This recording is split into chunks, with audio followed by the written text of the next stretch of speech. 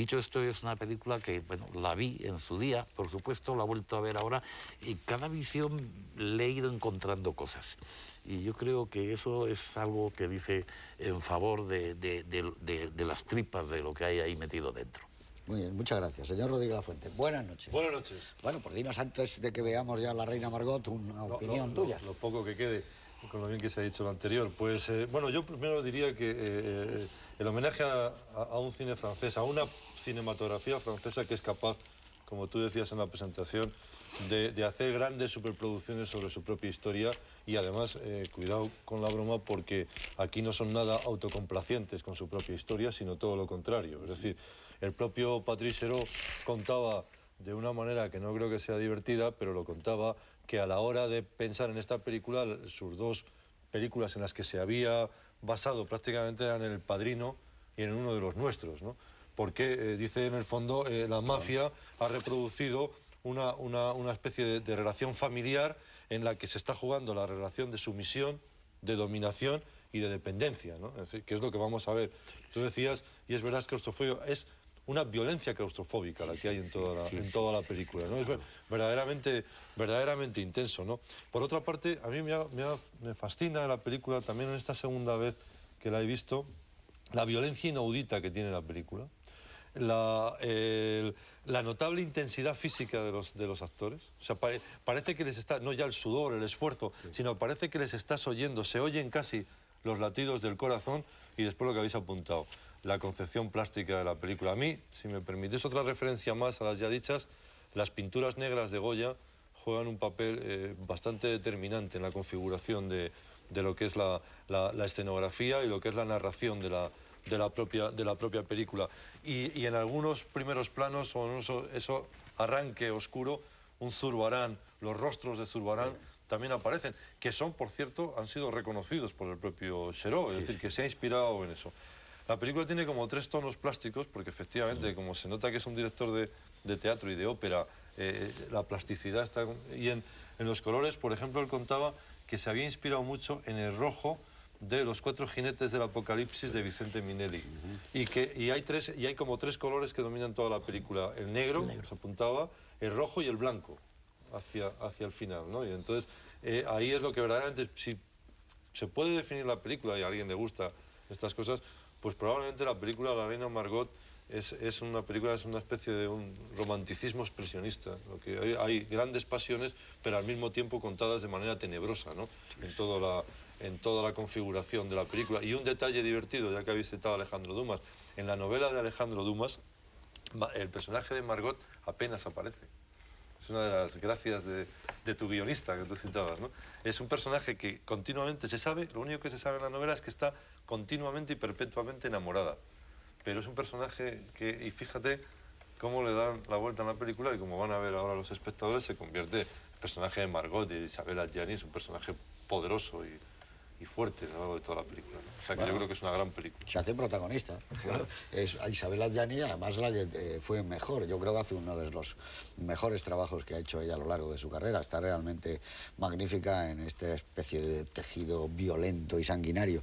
Y a lo mejor la causa de lo que dice nuestro amigo Eduardo de las adaptaciones de Alejandro Dumas es que como eran tantos los que escribían, era muy difícil seguirle el punto, porque es famosa la anécdota de cuando se murió el negro de Alejandro Dumas, que llamaron a su puerta, Dumas estaba desolado y le dijeron, buena, yo soy el negro del negro que trabajaba para usted, pues pase y coja su sitio, porque es verdad, es muy difícil seguirle el hilo a algo, pero yo recuerdo que Los 3 mosqueteros con Gene Kelly, eso Ivan Herpes estaba bien, era una película llena de ritmo y vivaz, y creo que en esta ha influido mucho el ascendiente de Patrice Chéreau, sobre todo de ópera.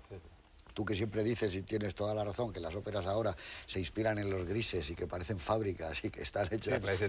Todas transcurren en Bosnia. Pues yo creo que el que inventa esto es Patrice Chéreau, haciendo ese mundo wagneriano tremendo, en donde el ocaso de los dioses es un mundo lleno de como antenas de televisión en un mundo gris y que se desvanece.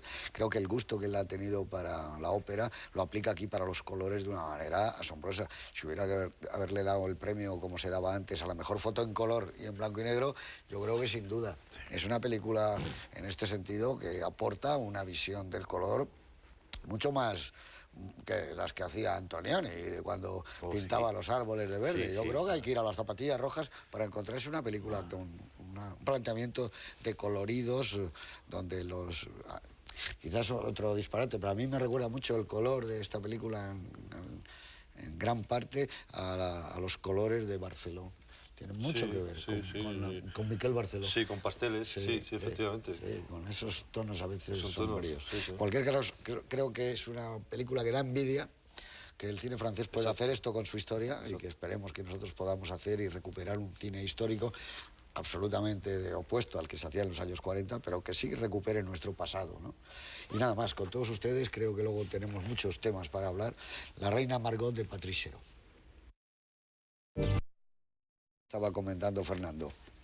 No, yo, evidentemente, aparte de solamente quizá es porque hay una estética que refleja las cosas que están ocurriendo, ¿no? Hay todo ese mundo, digamos, que comentaba yo antes de perversión. Es curioso, todos estos personajes en la historia real, prácticamente todos ellos tuvieron una muerte violenta, ¿no? Incluso el papel de Enrique IV, que ha sido posiblemente uno de los grandes reyes de Francia, murió asesinado mucho más tarde, ¿no? Pero Enrique IV fue el que acabó con las guerras de religión, ¿no? Era llamado en Francia, curiosamente, no, evidentemente sí era rey de Navarra, pero vamos, Enrique IV pasó a la historia de Francia como el Bearnés, porque era del Bearn, y realmente la capital digamos, de su reino pues era Pau, donde todavía está el castillo de Enrique IV, ¿no? Dicho esto es porque todos estos personajes que van confluyendo de alguna manera, pero que son los que desde el principio ves el conflicto, ves que hay un rey que no manda nada, ves que hay una urdimbre, una trama del poder absolutamente desmadrada. Yo creo que la película tiene una cierta desmesura, es decir, en todos los sentidos, o sea, en lo bueno y en lo malo, o sea, muertos, pilas de muertos que salen, digamos, y que se acumulan en la pantalla, ¿no? O sea, esos personajes cuando de repente el primer ataque de la noche de San Bartolomé, cuando están todos los hugonotes reunidos, todos, prácticamente es muy fácil ahí jugar, porque ahí están todos de color oscuro, casi negro, y llegan, digamos, los soldados, digamos, que entran ahí a matarlos, llevan siempre algo rojo que distinguen muy bien ese juego, ¿no? Pero hay una especie de confusión, de caos constante, y se mantiene, yo te diría que a lo largo de toda la película. Y eso es un caos intencionado. Yo creo que sale ahí un momento, casi en mi opinión, donde te crea una cierta dispersión, que es en una de las escenas de la cacería, cuando están todas las tropas estas de los hugonotes de Condé, que están ahí mirando, y la relación entre la cacería y las tropas de Condé no la tienes muy clara. No sabes si están encima, si lo están viendo, si están ahí. Es la única cosa, digamos, que se pierde un poco más, porque la cacería en sí misma sí es un buen espectáculo cinematográfico, en todo caso. Decía Fernando que lo que fue verdaderamente histórico, el hecho, es en la boda, sí, el obligarla, ¿no? Exacto, en la película lo que es un hecho cierto, que además tuvo bastante significado. En el plano del verdugo de Berlanga, que cuando están casándose la mueves a la cabeza ella, ¿verdad? Pues no, ¿y sabes por qué? Porque a la hora de anular el matrimonio, el Papa se apoyó precisamente en que nunca había consentido voluntariamente ella al matrimonio. Claro. Y eso le sirvió para anular el matrimonio de Margot. Entonces, lo rigurosamente cierto en toda la historia es precisamente, digamos, el empujón para que acepte el matrimonio. El matrimonio va a ser... Bueno, de hecho, lo que sí es verdad es que prácticamente no durmieron juntos nunca. Solamente, aparentemente sí es verdad que la noche de San Bartolomé él se refugió en la habitación de ella, de alguna manera, como la única manera de salvar su vida, ¿no? Es que ahí tienes una de las frases de la película que efectivamente, yo creo que vamos a seguir repitiendo, pero es verdad, es muy teatral, es muy operística, pero es cuando el propio rey le dice tú serás mi aliada. tienes que...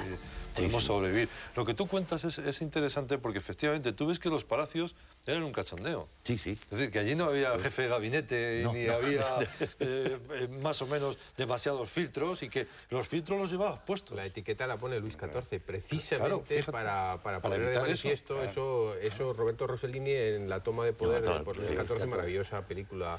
Sí, yo me acuerdo de la televisión lo ponía él de manifiesto, el hecho de los sombreros, de los tacones altos, de mantener un riguroso protocolo, que nadie asistiera a las comidas o incluso a dormir el rey, es decir, que las cosas que se hicieran mantuvieran la distancia de que había alguien que era el monarca absoluto y a mucha distancia a los demás.